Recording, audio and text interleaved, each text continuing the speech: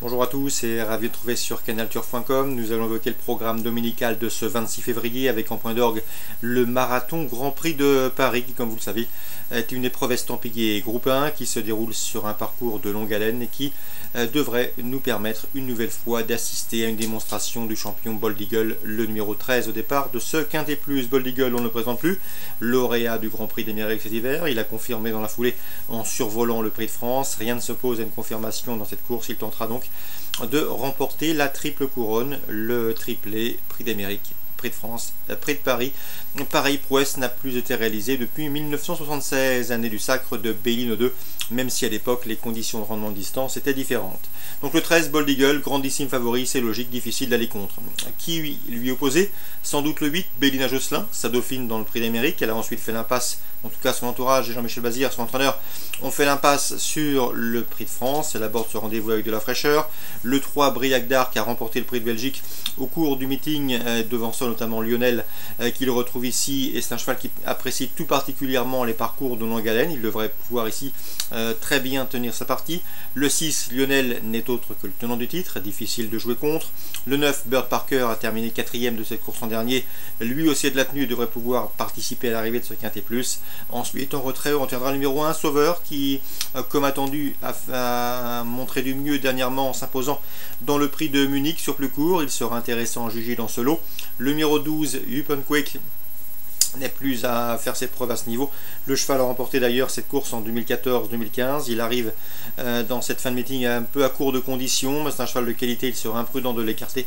Et le numéro 4, Valco Genila, complètement barré pour le succès, mais une 4e, 5e place à Bellecote peut lui revenir à la faveur d'un parcours caché comme il les affectionne. Donc dans cette épreuve, Grand Prix de Paris édition 2017, le 13 Bold Eagle, favori logique, ensuite le 8 Bélina Josselin, le 3 Briac d'Arc, le 6 Lionel, le 9 Bird Parker, le numéro 1 Sauveur, le 12 Up and Quick et le numéro 4 Valco Genila. Suit du programme dans la première, une épreuve estampillée groupe 2.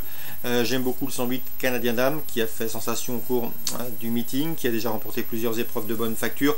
Le cheval compte d'ailleurs 9 victoires en 20 courses sous la selle. Sur ces 9 victoires, 6 ont été obtenues en pareille société.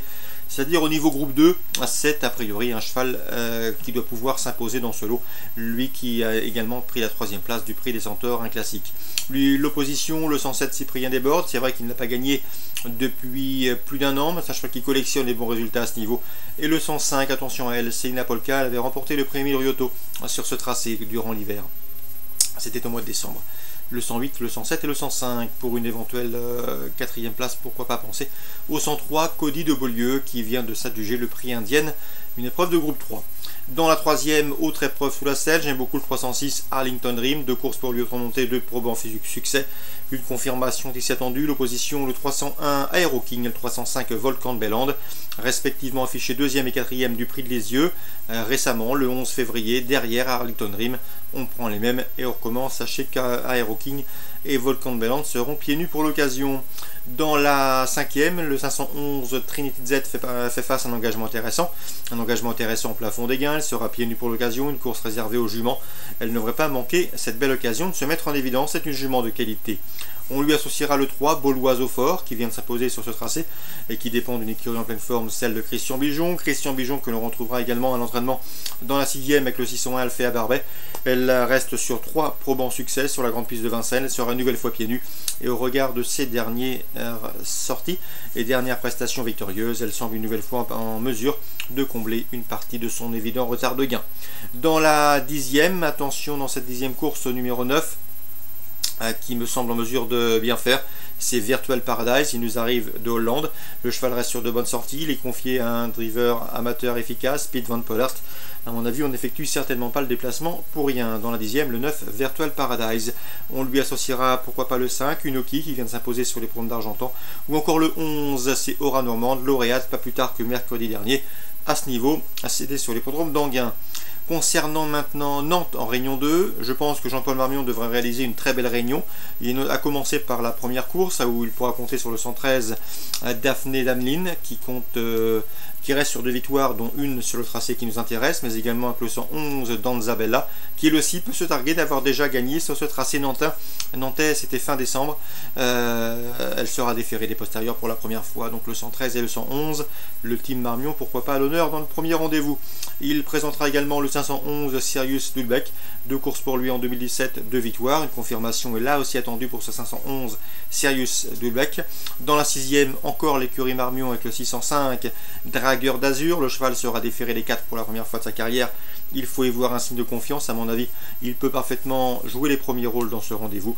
Et dans la 8e, on fera confiance au 811. C'est Génie de Landemer qui a été battu du minimum à l'occasion de ses premiers pas publics le 15 janvier sur cette piste nantaise et sur ce tracé de vitesse. Elle n'aurait plus tardé à ouvrir son palmarès. On lui associera le 813 Empreinte, une pouliche à l'évidence perfectible. Donc course ciblée pour Nantes Réunion 2, la première le 13 le 11, la 5e le 11, la 6e le 5, la 8e le 11 et le 13. Concernant Angers en Réunion 3, j'ai pu m'entretenir entre autres avec William Menuet.